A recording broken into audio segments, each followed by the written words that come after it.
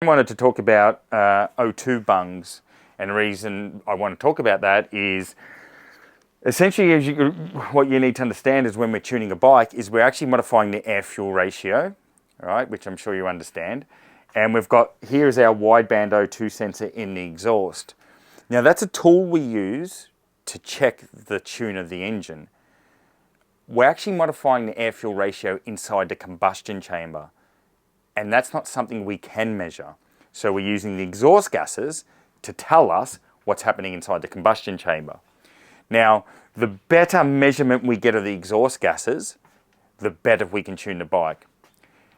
Now, particularly at smaller throttle position and lower RPM, and particularly an open exhaust like this guy, like a full system, the amount of exhaust gases left over inside the exhaust isn't huge. So unless you've got a really good sensor and you're in a good position to get the reading well, it's more difficult to tune. Again, we're using the gases to tune the combustion chamber. So because now we're already one part removed, because we're not actually measuring the thing we're tuning, we're measuring the leftover. The worse that reading we get of the leftover gases, the harder it is to tune. So some exhaust systems do not come with what we call a wideband O2 sensor port. This particular case, the system comes with a narrow band, so they're smaller, and they come standard on the bike. So the exhaust system has that, but it doesn't have what we call the wideband O2 sensor. So we need to install one to get a proper reading. There are other ways that you can do that. I guess I'll go back and I'll just, for those who don't know, the difference between a narrow band and a wideband. A wideband is a bit of a bigger sensor. It's got what some people know it as a 5-wire sensor compared to a 4-wire, and that's because of the amount of wires coming out of it. But essentially, it's a much more accurate sensor. It would be like comparing the best HD television of today compared to a early 90s television. The pixels are the picture's a lot more pixelated and that type of stuff. So the reading with a wideband is much, much better. For tuning, you need a wideband. You can't really tune a bike properly with a narrow band. So, as I said, we need to put a wideband bung into this exhaust because it didn't have one. So we actually went and did that, and for customers of ours, when you've got questions about why we do this, this is what I'm going to explain. There are other ways that you can get a reading. There are things like this, which are a probe that go into the back of your exhaust. And then it's got its own wideband sensor here to get a reading. And you might say, oh, well, that's great. However, as I was saying before, we're actually tuning the combustion chamber mixture, and the exhaust gases is just a clue to do that.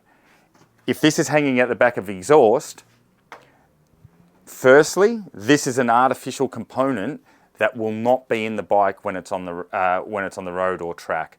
So whenever you're doing anything, you want to remove artificial components that won't be there when you're actually using the bike.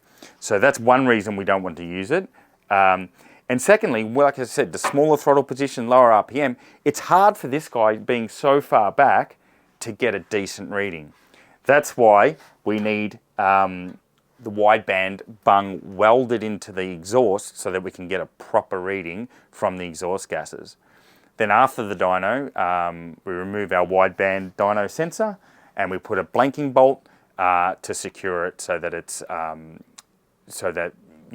no wideband sensor in it when the bike's on the road. There are other ways as well. Some dynos have a way that you can actually just put a tube into the headers of the pipe, and then it's got another station with these wideband sensors, and it sends gases to that, and then it reads it. And you've got to calibrate it and all that sort of thing. Again, it's another artificial component. So we always prefer to put a wideband sensor.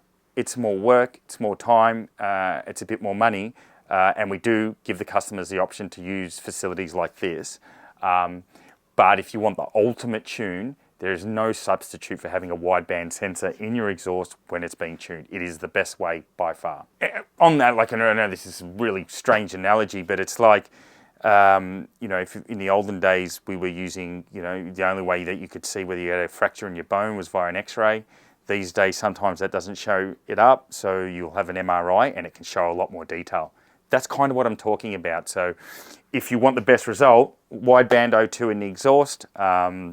If you're looking just for like a decent tuning, doesn't need to be, you don't want it to be the absolute best, then you can use the probes and stuff like that. So for anyone watching this, and when you speak to us and we're recommending a wideband sensor, that's why.